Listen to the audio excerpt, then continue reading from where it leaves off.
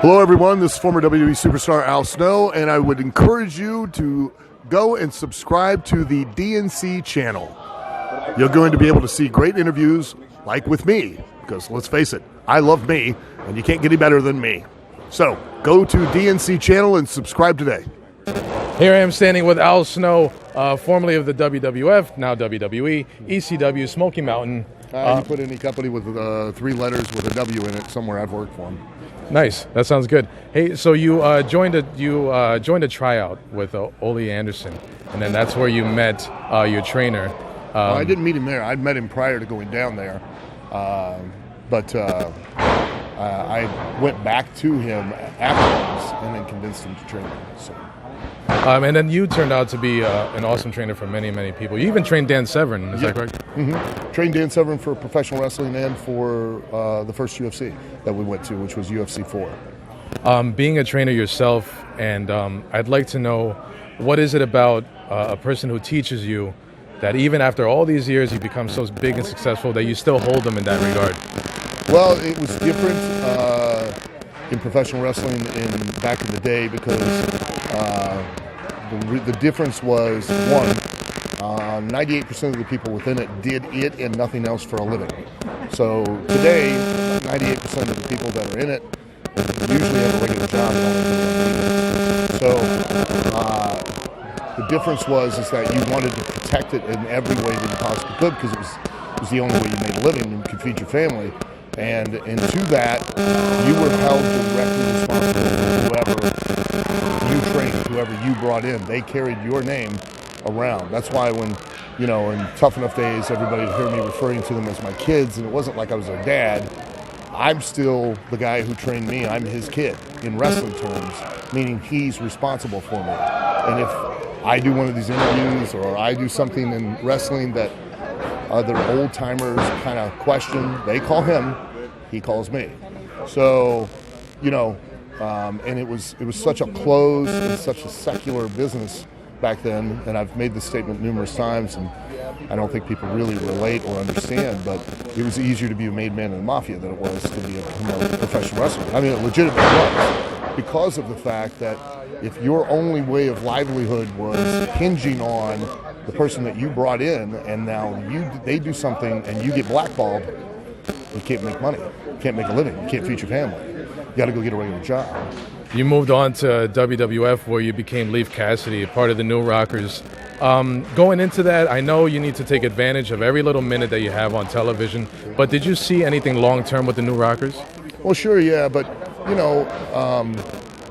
one, I didn't fully capitalize on it, and two, and rightfully so, and can't blame him, Marty Jannetty's heart wasn't totally into it because, he felt like it was a knock to a degree on what he and Sean had done. So, and Cornette had said it best. You want anything to yesterday's news, put new in front of it. Yeah. Because if it's new, it's already been done. Well, the new Blackjacks, the New Rockers. The New Rockers, the new Blackjacks, the new Midnight Express, it's not going to work. Speaking as a professional wrestler and one that, your best days, with all due respect, are behind you, how do you feel about people who still stay in the business? Is that itch always there, or is it more monetary terms? No, the itch is always there. I mean, you have to understand that and this is a situation that even like the NFL have created a program now addressing. And that is, they literally just recently created a program to teach football players how to have a life without being a football player. When you have pursued something that you're passionate about pursuing for so long, and then now that on the field career comes to an end, or in-ring career comes to an end, it's not a monetary thing. It's learning how to function in the real world and how to, pursue something else and have another life. It's, Terry Taylor had said one day to me that that's the hardest thing to come to grips with, is not our own mortality, our own physical mortality, it's our career's mortality. Because what are you going to do when you're done wrestling? That's going to compare to what you've chased for so long that you don't have. With that being said, how did you feel with your transition off the road back to day by day at home?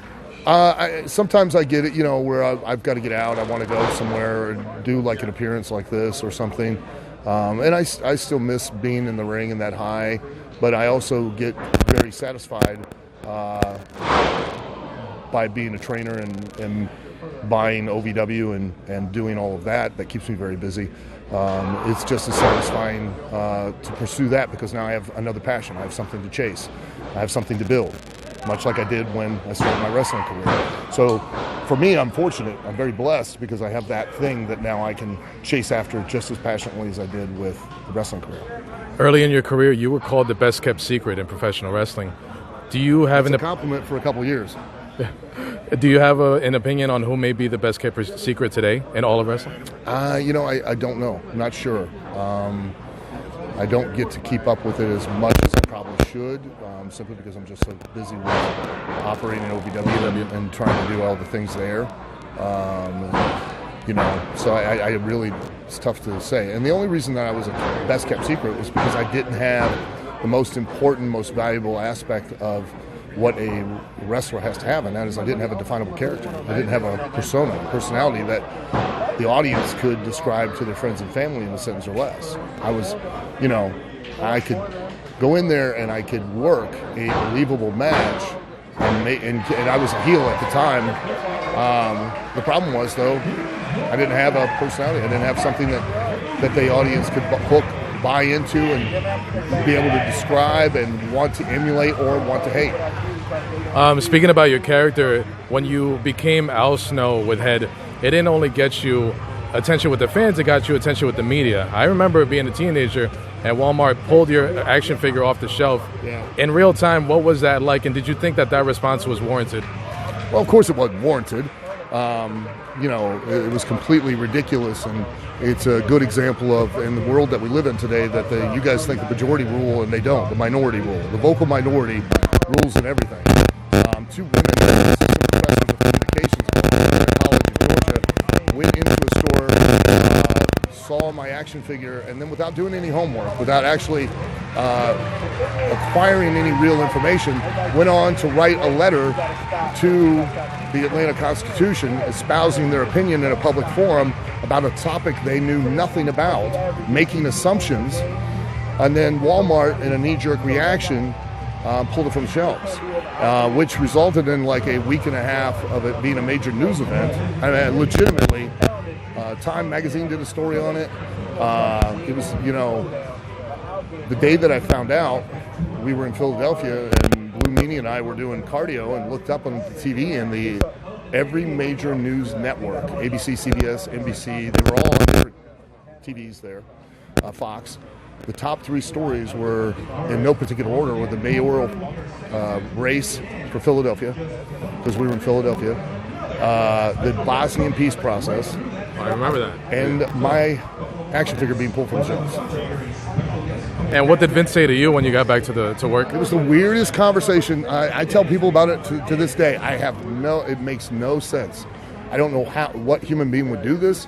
I walk in, he's talking to Tommy Blodgett, the writer. He turns around and goes, "Oh, Al, what the hell have you been up to?" And I go, "I don't know. Like, where did it come?" And he just turned around and walked away. Started a conversation and then turned around and walked off and went back to talking to Tommy Blodgett. That was it. That was it.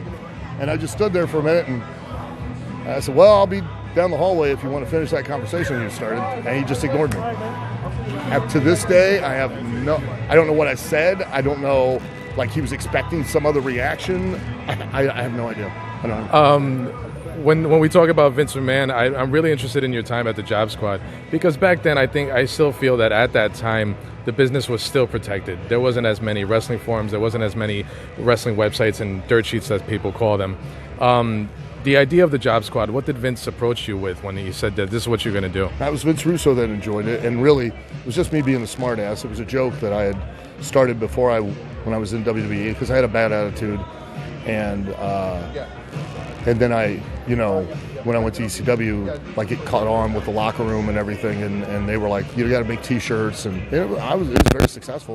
I made a lot of money with it,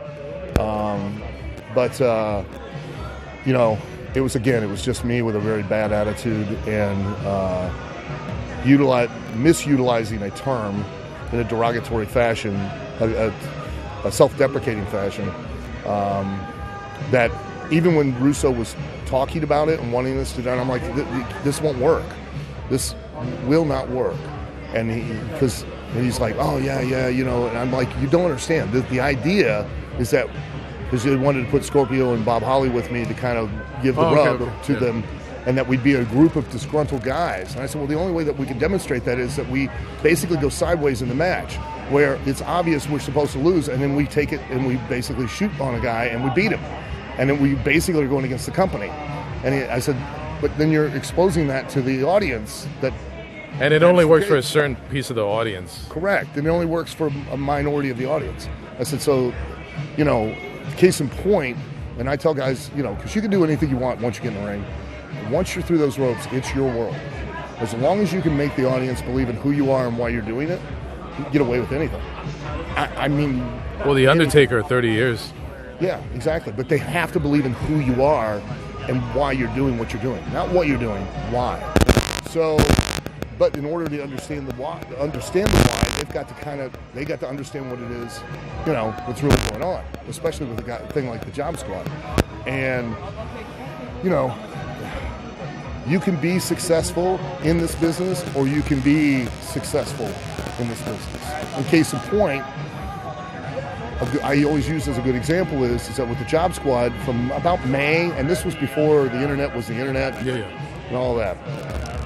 From May to about October, when I re-signed and I went back with WWE, I sold probably 3,500, 4,000 T-shirts. The Job Squad shirts. Job Squad shirts. For $25 a piece. It's fairly good.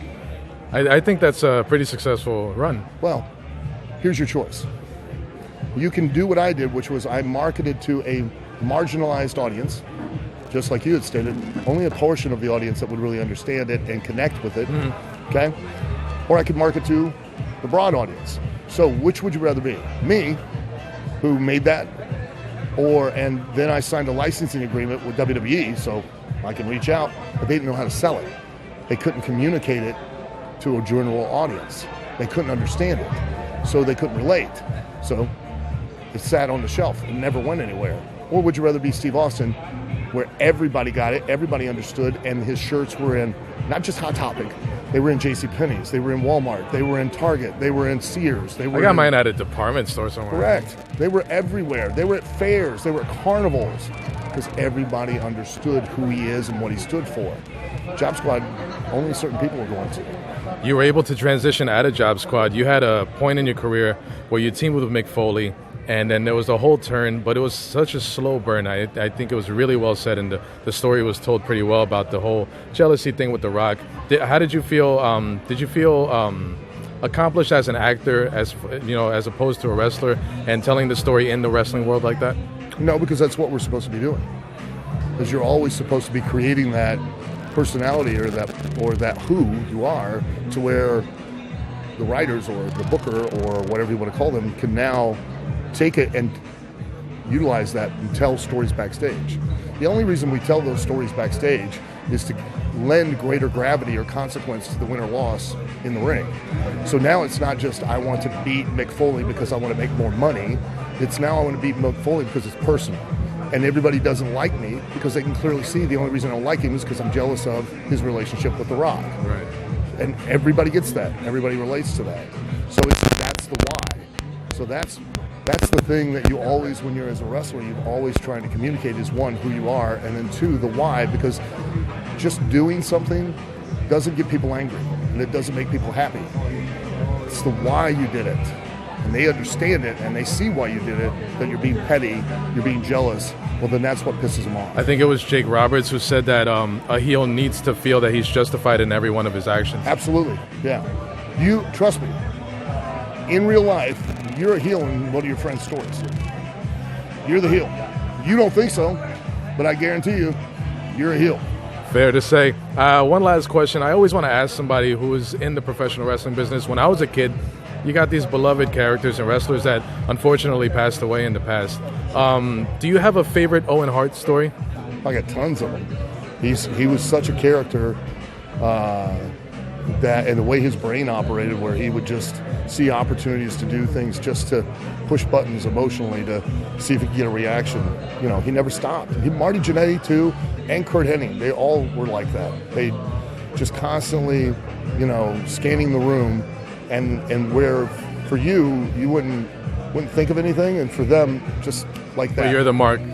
They just immediately you say something, do something, they'll find something, you know what I mean, and they just off and run, and they go, and they'll just keep at you until you fall apart and react and make a scene, or that's the biggest thing for them.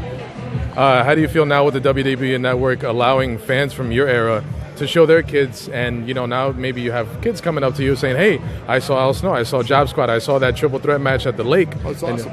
It's awesome because it keeps me relevant, and you know, gives me a way to continue to market my product, which is me, to a whole nother generation. Where can they find you on social media? At the real Al Snow, because at one time there were fakes, and if you ever decide to fake be me, I'm just going to write you a note and say, look, aim the bar higher. I mean, if you're going to fake being a celebrity, why the hell are you doing me? Jesus, smarten up, kid. But the real Al Snow on Twitter, the real Al Snow on Facebook, and the real Al Snow on Instagram, and I have the little blue checky marks for each one of them now. But before, when they didn't have the check marks, I had to put the real, so that people would go, oh, well, clearly it's the real one. And you're also a partner with Collar and Elbow, is that correct? Yep, I own Collar and Elbow. If you go to collarandelbowbrand.com and you use the code Snowman, even if we have a sale for 25% off or 30% off or 40% off, use the code Snowman, you'll take 10% off, and it'll be in addition to the 25 or 30 or 40% off too. Mr. Snow, I thank you for your time. Thank you. Al Snow, WWF, I'm still kind of freaked out that I'm standing next to him. WrestleFest, South Texas Wrestlefest in Far Texas at the Far Event Center. Thank you guys for watching.